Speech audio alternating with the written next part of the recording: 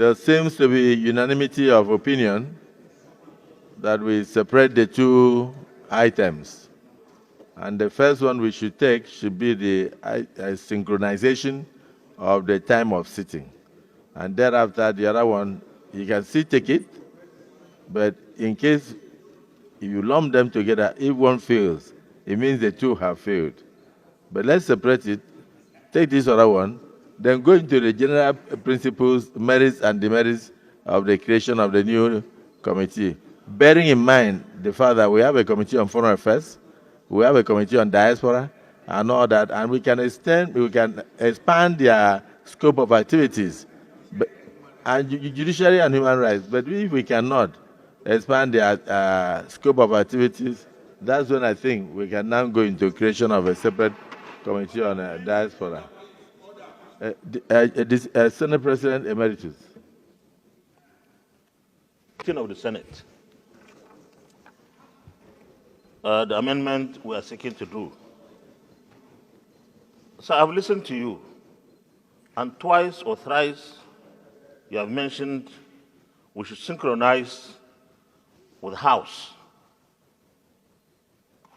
I have thought there will be another explanation, probably a more scientific explanation. Mr. President, I don't know the basis at the moment for which we want to shift our sitting from 10 to 11 and end at 3 p.m. To me, we have more energy, our heads are clearer in the morning, and 1 hour into the day probably would have lost some energy. And I feel, Mr. President, if we work between 10, if we sit in plenary between 10 and 2, our committees would do better than when the committees would have to go and sit between 4, probably, and 6 or 7 or 8. So if we don't have any reason except that we have to synchronize with the House, I think we need to look at it again. But if we have other reasons that we must change, that will be fine. But if it is just synchronized, the House may have their reasons why they sit at 11 and close at 3. But here I don't see the reason. Thank you very much, Mr. President. Well, yeah, by 11 o'clock was started by you in the 9th Senate, particularly during the period of the COVID.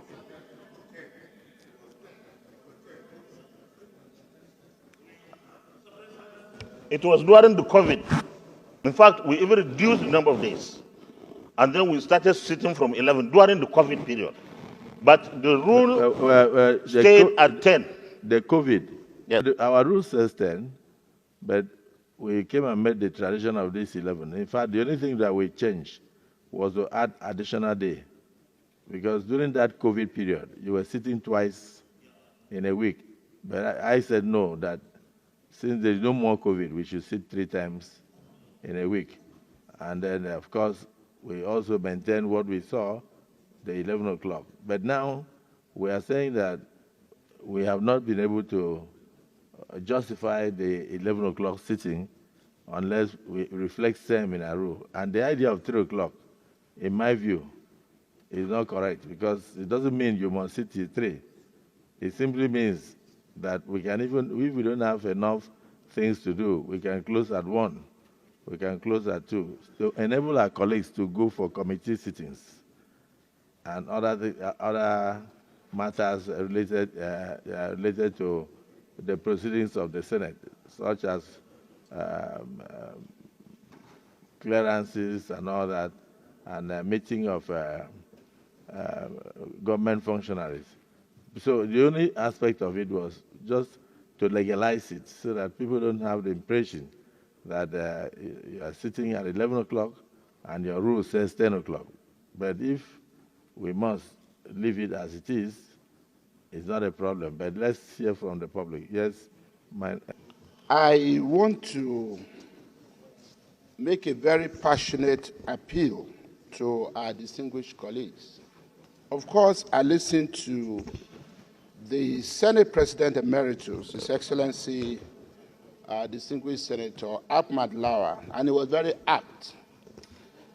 For me, I believe the issue should go beyond trying to reconcile our timing with that of the House of Representatives.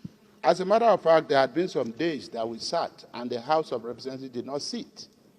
There had been moments that we had sat for a whole week with the House of Reps being on recess.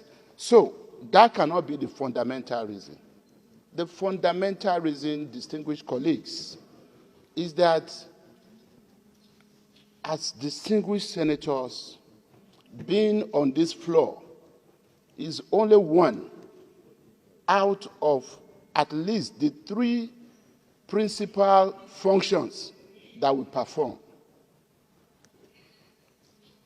Effective representation on the floor is one. Our committee assignments is another one. Over 70% of distinguished senators are chairmen of committees. And then, of course, thirdly, we have our oversight functions. Aside from other things that we have to engage in our various constituencies and on a national scale, and sometimes on an international scale.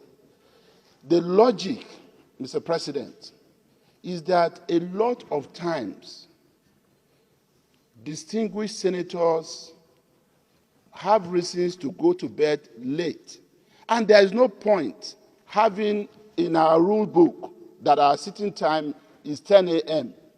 And every day we sit at 11 o'clock. Of course, there are some distinguished senators who will be here 10 for 10. But there had been a lot of times that even you sat here, Mr. President, at 11 or 10:30, and we had to wait for some of our distinguished colleagues to come so that we could form a quorum. It's important that we walk our talk. If our rules had said 10 a.m. and we had not been able to sit 10 for 10, I think what is most important at this point is what distinguished Senator Yahya Abdullahi said, the former Senate leader, that if we say it is 11, please let it be 11 o'clock. So I agree with distinguished Senator Ahmed Lawan that it cannot just be because the House sits at 11. As a matter of fact, he also talked about energy. If it's even about energy, our younger brothers and sisters in the House of Representatives have more energy than we do. So if they will not sit before 11 a.m., I think it makes sense that we sit, we amend our rules to read 11 o'clock, rather than our rule book saying 10 a.m. and we don't sit until 11. For me, this is the basic justification, and I would just like all of us to see it from that perspective so that we can save some time. What I've said, but I don't want to be misquoted. They will say Akpabio again. Because as Senator Dingy, there was a time that I watched the sittings of both chambers when we had the third term crisis. And